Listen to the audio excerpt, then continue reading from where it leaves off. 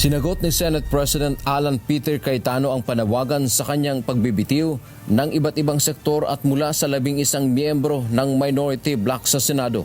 Ayon kay Cayetano, tila mayroon ng hatol laban sa kanya ang ilang religious sectors at business groups na humihiling ng kanyang agarang resignation sa halip na humingi ng paliwanag. Question, yung mga bishop po, yung mga business group, yung mga school groups, humingi ba yun ng apology? Di ba ang binigay nyo, resign ka agad. Resign ka agad, may judgment na kaagad. Pero ngayon nakita nyo, iba.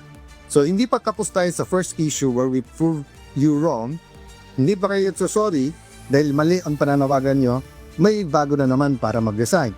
And then ngayon, yung 11, actually it's news because they said it today, but it's not new. Why? From day 1, February pa. February na pinipigilan nila na matanggal si Senator Soto at mabuwag ang kanilang mayorya at maging minority. Inilarawan ni Cayetano ang mga panawagan ng minority bilang isang drama o playbook na naglalayong guluhin ang operasyon ng Senado. Sinabi niya na ang mensahe ng minority na pumasok kayo, duwag kayo at resign ay paraan lamang upang makuha muli ang kontrol sa mga komite. Hinamon nito ang mga kritiko na ipakita ang suporta sa Senate minority at bibitawan niya ang kanyang pwesto sa pagka-Senate President. The whole Senate is at fault here, the minority to majority. Pero yung inyong messaging, drama, na playbook na kaya walang trabaho, kaya magulo, ginugulo nyo kami. Ginagamit nyo Malacanang para guluhin kami. Ako sasabihin nyo magulo ang Senado. Sino ba nagpagala ng NBI dyan na naka-full battle gear? Di ba na may mga gamit na ganun? So guys, I'll continue to give you and redress on myself, the Filipino people who are watching now. I'll continue to give you the inside story. And I invite the other side to give the inside story, see?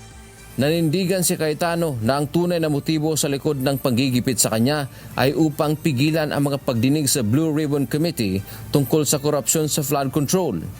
Tiniyak nito na sa ilalim ng kanyang pamumuno, mananatiling independent ang Senado na hindi hawak sa lieg ng sinumang makapangyarihan.